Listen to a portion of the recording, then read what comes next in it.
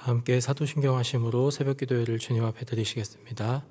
나는 전능하신 아버지 하나님 전지의 창조주를 믿습니다. 나는 그의 유일하신 아들 우리 주 예수 그리스도를 믿습니다. 그는 성령으로 잉태되어 동정녀 마리아에게서 나시고 본디오 빌라도에게 고난을 받아 십자가에 못 박혀 죽으시고 장사된 지 사흘 만에 죽은 자 가운데서 다시 살아나셨으며 하늘에 오르시어 전능하신 아버지 하나님 우편에 앉아 계시다가 거기로부터 살아있는 자와 죽은 자를 심판하러 오십니다. 나는 성령을 믿으며 거룩한 공교회와 성도의 교제와 죄를 용서받는 것과 몸의 부활과 영생을 믿습니다. 아멘. 다 함께 찬송가 216장 찬송하겠습니다.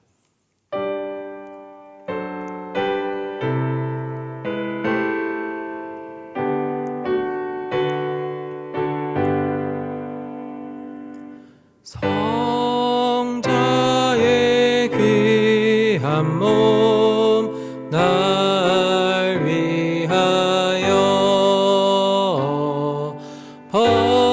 버리신 그 사랑 고마워라. 내 머리 숙여서 주님께 비는 말 나 무엇 주님께 바치리까. 지금도 날 위해 간구하심 이 옅은 믿음이 아옵나니.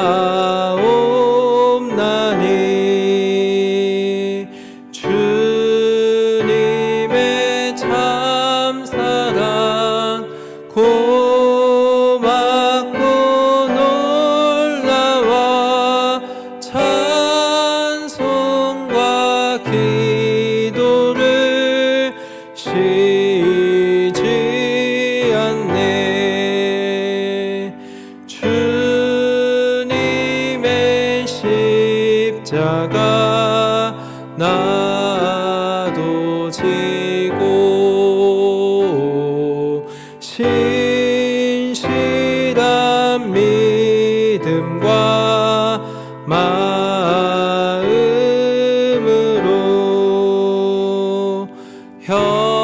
형제의 사랑과 친절한 위로를 네게 나 베풀게 하옵소서.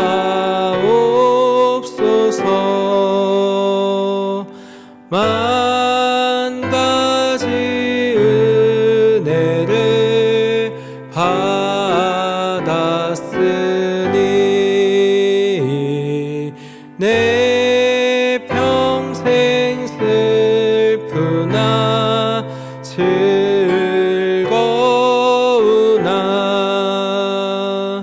이 몸을 온전히 주님께 바쳐서 주님만 위하여 늘 살겠네. 아멘.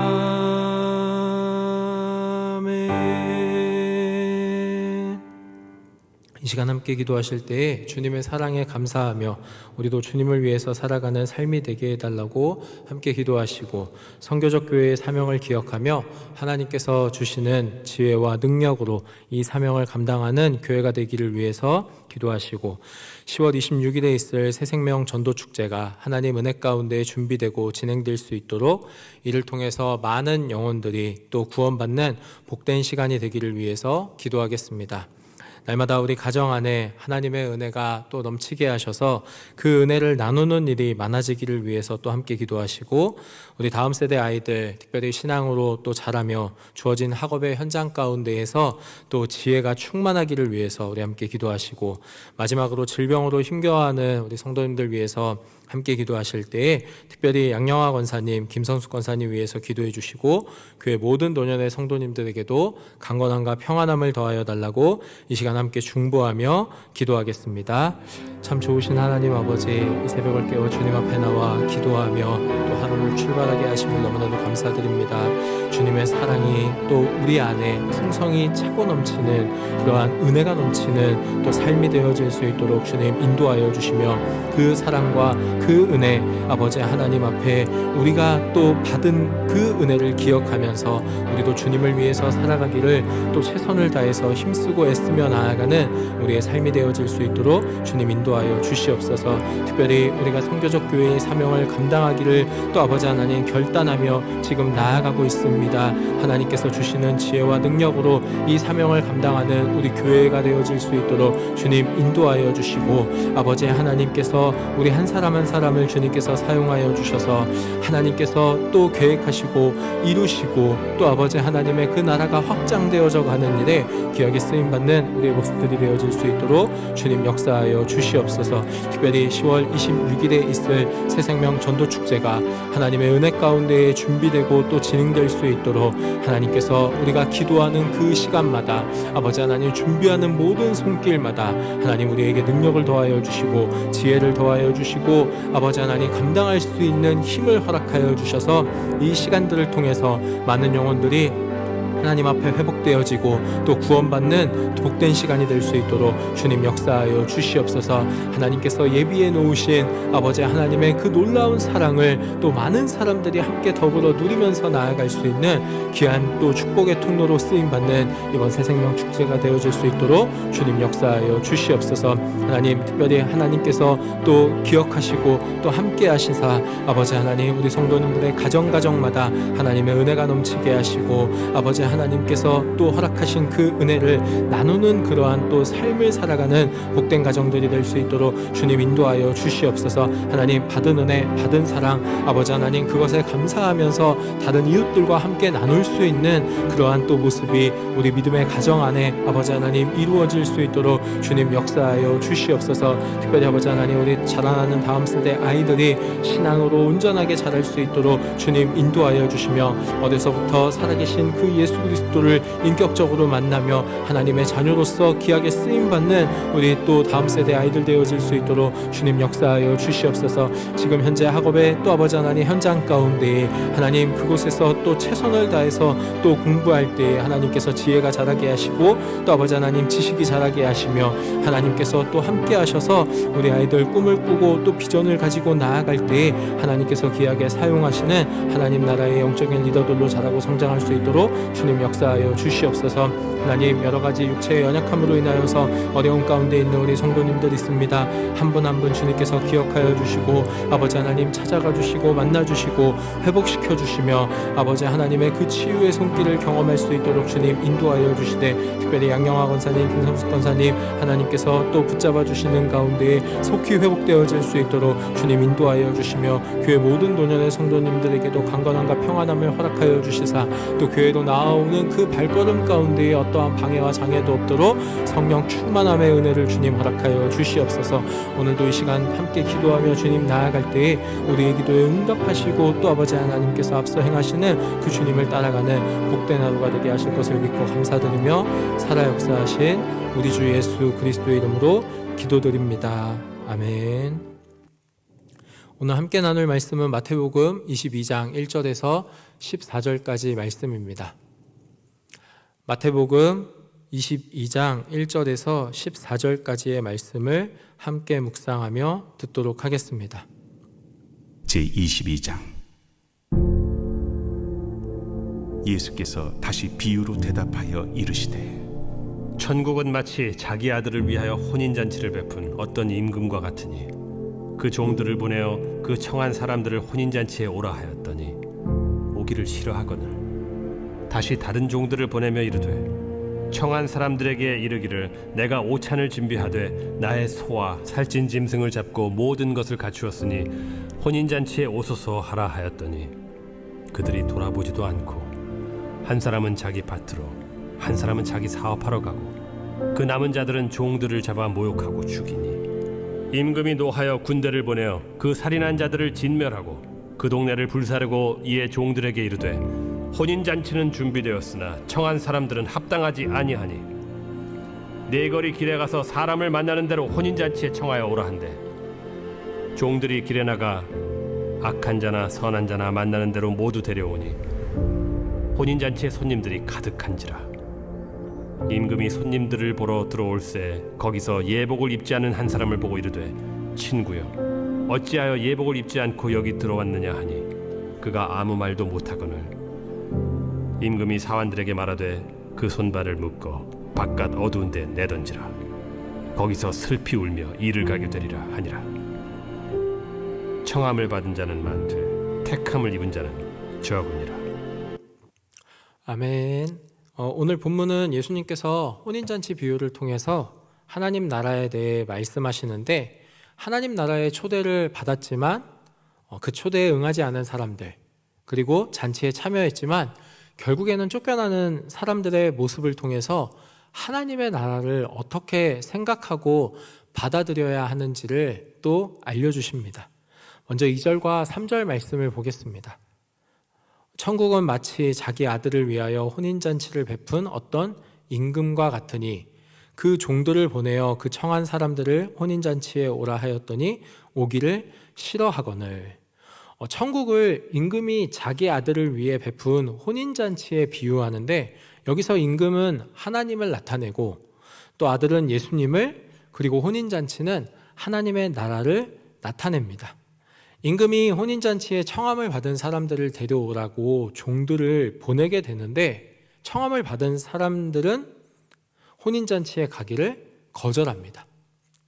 특별히 3절 말씀에서 오기를 싫어하거늘 이라는 이 표현은 의도적으로 거부했다라는 의미를 담고 있는데 이는 잔치에 관심이 없다라는 그러한 의미입니다. 나는 잔치에 관심이 없으니까 그곳에 가지 않겠다라고 지금 사람들의 반응이 바로 그 잔치를 거절하고 있다는 것을 보게 됩니다. 그렇게 거절한 사람들을 향해서 임금은 다시 한번 그들을 초대합니다. 이 임금이 인내심을 가지고 다시 한번 종들을 보내서 그들을 초청하는 이 모습 속에서 우리는 여전히 사람을 사랑하시는 하나님의 마음을 발견하게 됩니다. 실제로 성경에 나타난 하나님의 모습을 보면 이스라엘 백성들이 죄를 지을 때마다 회개하고 돌아오도록 계속해서 선지자들을 보내시고 그들에게 기회를 주시는 분으로 또 나타납니다. 당시 선지자를 보내셔서 하나님의 뜻을 전하신 것처럼 오늘날에도 하나님께서는 여러 사람과 또 다양한 방법을 통해서 하나님의 마음을 우리에게 알려주십니다.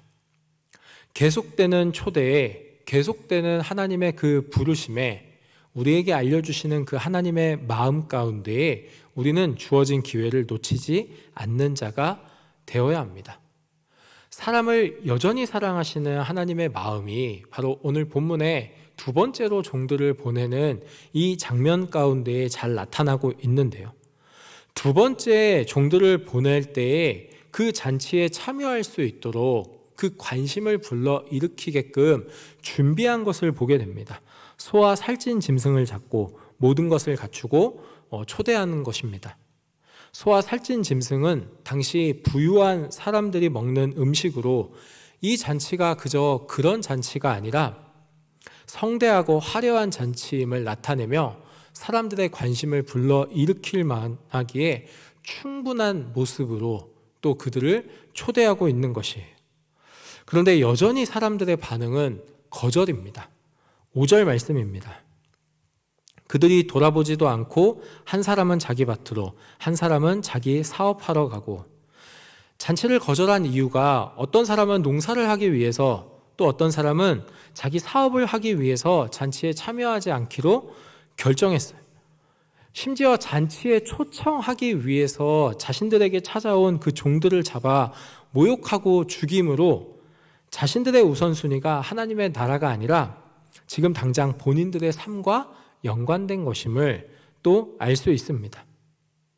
이러한 모습이 이스라엘 백성들의 모습 가운데 정확하게 또 성경에서 묘사하고 있는데, 선지자들을 보낼 때마다 그 이스라엘 백성들은 선지자의 말에 귀를 기울이지 않았습니다. 자기 생각, 자기 뜻, 자기의 계획이 늘 앞서 있었다라는 것. 바로 이들의 우선순위는 하나님의 나라가 아니라 자신의 삶의 우선순위를 두고 살아갔기 때문에 그 잔치에는 전혀 관심을 보이지 않았던 것입니다. 당시 메시아로 오신 예수님께서 이 땅에 오셨음에도 불구하고 여전히 예수님에게 관심을 두지 않고 자신의 일을 우선순위 여기는 이스라엘 백성들의 모습, 이러한 이스라엘 백성들의 모습이 혹시 우리의 모습 가운데 나타나고 있지 않은지 돌아봐야 합니다. 하나님의 나라가 선포되며 우리에게 하나님의 말씀이 들려질 때에 그 말씀을 받아들이고 있는지 우리는 스스로를 점검해야 합니다. 우리의 삶의 우선순위를 하나님의 말씀, 그 하나님의 나라에 두고 살아가고 있는지 다시 한번 돌아보시면서 오늘 하루 그것을 점검하며 하나님 나라의 가치관을 두고 살아가시기를 바랍니다. 지금 나의 삶이 어떠하다 할지라도 하나님께서 부르셨을 때에 즉각적으로 반응할 수 있도록 우리는 그 하나님의 나라를 바라보면서 그곳에 소망을 두고 또 믿음으로 나아가야 합니다. 하나님께서 부르셨을 때에, 하나님께서 초대하셨을 때에 그 부르심에 거절하는 자들의 최후는 멸망밖에는 없습니다. 혼인잔치의 청함을 받은 사람들은 이미 하나님과 언약관계를 맺었던 이스라엘 백성들이라고 또 나타나고 있는데, 아무리 언약관계에 있다고 해도 하나님의 초대를 거부하면 하나님의 심판을 결코 피할 수 없다라는 것을 오늘 말씀 가운데 또 보게 됩니다. 7절 말씀입니다. 임금이 노하여 군대를 보내어 그 살인한 자들을 진멸하고 그 동네를 불사르고, 종들을 잡아 모욕하고 죽였다라는 것을 알게 된 임금은 군대를 보내어 살인한 자들을 진멸하게 됩니다. 이는 계속해서 하나님께서 기회를 주시고 또 초대하시고 부르셨음에도 불구하고 거부한 자들에게 임하는 하나님의 심판입니다. 이 하나님의 심판을 피할 수 있는 사람이 아무도 없다라는 것을 바로 그 살인한 자들을 진멸하고 동네를 불살랐다라는 표현 속에서 잘 보여주십니다. 우리도 마찬가지입니다. 우리도 하나님의 자녀로 살아간다라고 해도 하나님의 자녀다운 모습이 없다면 언제든지 하나님의 심판이 우리에게도 임할 수 있음을 기억해야 합니다. 그러니 우리는 언제나 복음 앞에서 겸손하고 순종하는 자들이 되어야 합니다. 말씀 앞에서 그 말씀에 합당한 태도를 가지고 또 우리에게 들려지는 그 하나님의 음성에 귀를 기울이면서 살아가시기를 소망합니다. 사람들이 거부하여 비어있는 이 혼인잔치에 임금은 종들에게 길거리로 나가서 만나는 사람마다 다 불러서 잔치에 초대하라라고 명령합니다. 이 명령에 따라서 종들은 길거리로 나가서 악한 자나 선한 자나 만나는 대로 모두 데려와 혼인잔치에 손님이 가득 차게 됩니다. 길거리에 있었던 사람들은 누구를 말하는 것일까요? 하나님과의 언약관계 밖에 있었던 그 이방인들을 또 나타내는데, 이제 복음의 영역이 이스라엘 외에 이방인들에게로 확장되어서 그들에게도 구원의 길이 열렸음을 보여줍니다. 이처럼 복음은 어떤 사람들에게만 한정되어 있지 않습니다. 모든 사람에게 열려 있고 선포되는 복음을 듣고 믿음으로 결단하는 자들은 모두가 누릴 수 있는 것이 바로 구원의 은혜입니다. 여기서 하나님의 마음을 또 한번 발견하게 되는데, 하나님께서는 이 땅의 모든 사람들이 하나님의 자녀가 되어 구원받기를 바라고 계시다는 것입니다. 이 마음을 우리가 안다면은 우리도 나가서 전하는 자가 되어야 합니다. 우리가 전해야 할 복음에 제한을 두지 말아야 합니다. 우리가 품어야 되는 사람들이 누구인지 기억하고 그들을 위해서 기도하면서 복음을 전해야 합니다. 특별히 이제 앞으로 다가올 새생명 전도축제 가운데 많은 영혼이 그 하나님의 부르심에 또 하나님의 초청에 반응해서 나아올 수 있도록 우리가 나가서 전하고 또 증거하는 그러한 삶을 살아가야 합니다. 그런데 여기서 기억해야 되는 것이 한 가지가 있습니다. 구원의 길이 누구에게나 열려 있지만 누구나 누릴 수는 없다는 것입니다. 12절과 13절 말씀입니다. 이르되 친구여 어찌하여 예복을 입지 않고 여기 들어왔느냐 하니 그가 아무 말도 못하거늘 임금이 사환들에게 말하되 그 손발을 묶어 바깥 어두운 데에 내던지라 거기서 슬피 울며 이를 갈게 되리라 하니라. 혼인잔치에 사람들로 가득하자 임금이 손님들을 보러 왔는데 거기서 예복을 입지 않는 사람을 발견했어요. 당시 혼인잔치에 참여하는 사람들 흰색 예복을 입는 그러한 풍습이 있었는데 이를 어기는 것은 굉장히 무례한 행동이었습니다. 특별히 임금이 베푼 혼인잔치에 자격이 없는 자들이 초대받았기 때문에 더욱 예를 갖추어야 했음에도 불구하고 그렇지 않은 모습을 보고 임금은 화를 내며 그의 손발을 묶어 바깥 어두운데 내던지라고 명령한 것입니다. 예복은 어떤 것을 의미할까요? 예복은 다른 것이 아니라 복음을 듣고 회개하여 참된 믿음을 갖는 것입니다. 모든 사람이 복음을 들을 수 있고 구원의 길로 갈 수 있지만 그러나 그 복음을 들었을 때에 회개하고 믿음을 갖는 것이 중요합니다. 들어도 회개하지 못하고 믿음을 갖지 못한다면 우리는 구원의 은혜를 누릴 수 없게 됩니다. 임금이 예복을 갖추지 않는 사람의 모습을 보고 화를 내면서 내쫓으라고 명령한 것이 어쩌면은 매정해 보일 수도 있는데 하지만 앞서서 임금은 그에게 기회를 주었습니다. 12절 말씀에 그를 부르면서 하는 얘기 친구여라는 이 말을 통해서 그의 해명을 듣고자 하는 마음을 내비쳤습니다. 내가 너의 말을 듣고 너는 나에게로 왔으면 좋겠다라는 그러한 또 친근한 그러한 표현으로 다시 한번 회개의 기회를 주신 것을 우리가 복음 가운데에 나아가 하나님 앞에 나아갔을 때에 우리가 죄를 지은다 할지라도 여전히 하나님께서는 우리에게 기회를 주신다라는 것을 이것을 통해서 또 발견하게 됩니다.